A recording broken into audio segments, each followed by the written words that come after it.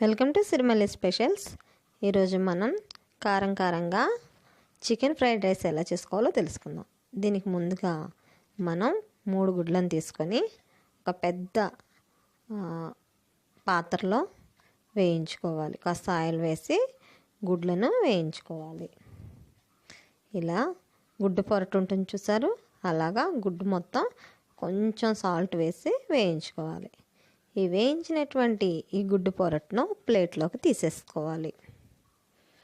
ఇది పక్కకు తీసేసుకోవాలి. దీనిలో ఏ విధమైన కారము, పసుపు లాంటివి వేయనవసరం లేదు. అది ఎగ్ మామూలుగా వేస్తే సరిపోతుంది. చూసారు కదండి, నేను ఇలా వేయించాను. ఈ విధంగా 3 గుడ్లను పగలగొట్టి పొరటు చేసుకోవాలి. ఇప్పుడు అదే డిష్లో మనం కాస్త మంచి నూనె వేసుకొని దానిలో కాసిన్ని ఉడికించినటువంటి పచ్చి బఠానీలు, క్యారెట్ ముక్కలు వేసుకోవాలి. ఈ క్యారెట్ ముక్కలు, పచ్చి బఠానీ ఇవి కాస్త బాయిల్ చేసుకొని వేసుకోవాలి మనం. ఇవి వేసిన తర్వాత వీటితో పాటుగా కొంచెం అల్లం వెల్లుల్లి పేస్ట్ కూడా మనం వేసుకోవాలి. అది వేసిన తర్వాత మొత్తం వీటన్నింటినీ కూడా కాసేపు వేయించుకోవాలి.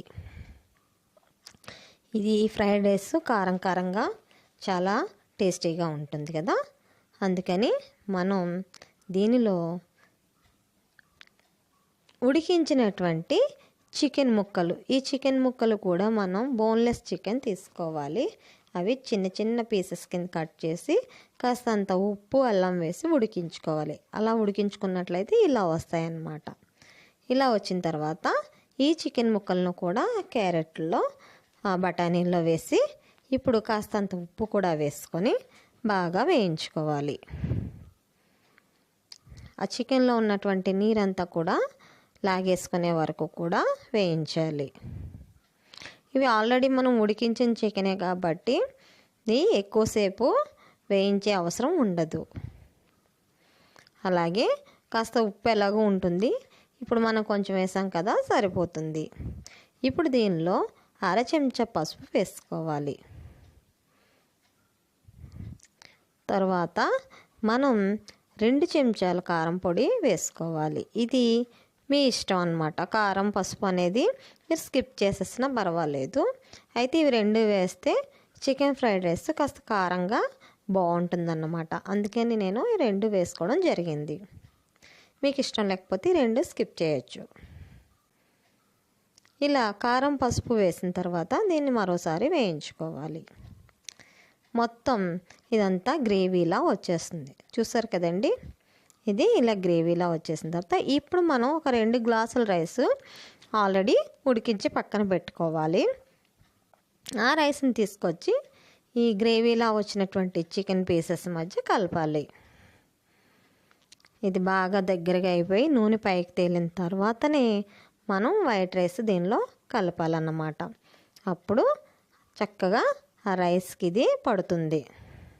ఈ ఉడికించిన అన్నం దానిలో కలిపిన తర్వాత దీనిలో కాస్త నిమ్మరసం కలుపుకోవాలి. ఈ నిమ్మరసం వేయడం వల్ల ఏమవుతుందంటే మన ఫ్రైడ్ రైస్కి ఒక రకమైనటువంటి రుచి వస్తుందన్నమాట. ఇలా వేసిన తర్వాత అన్నాన్ని జస్ట్ కలపాలి అంతే. ఎక్కువగా కలిపినట్లయితే మెతుకులు ముక్కల కింద అయిపోతాయి, చూడడానికి అంత బాగుండదు.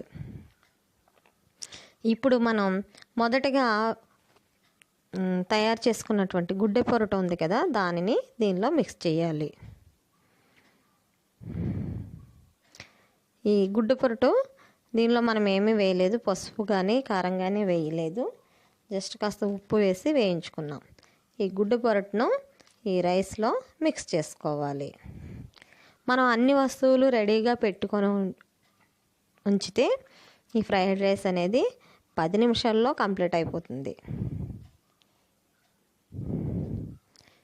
ఇది తయారు చేయడానికి ఎక్కువ సమయం పట్టదు.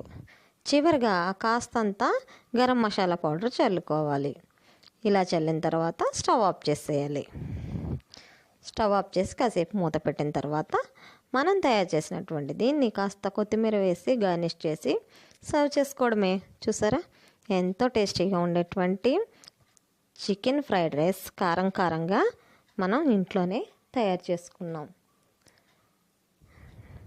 ఇది చాలా చాలా బాగుంటుంది. పిల్లలైతే చాలా ఇష్టంగా తింటారు.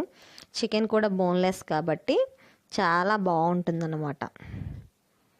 మీరు కూడా ట్రై చేయండి, తప్పకుండా నచ్చుతుంది. మీకు కనుక నా వీడియో నచ్చినట్లయితే నా ఛానల్ సిరిమల్లి స్పెషల్స్ను లైక్ చేయండి, షేర్ చేయండి, అలాగే సబ్స్క్రైబ్ చేసుకోండి.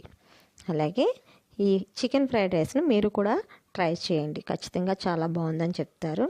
Thank you for watching my channel.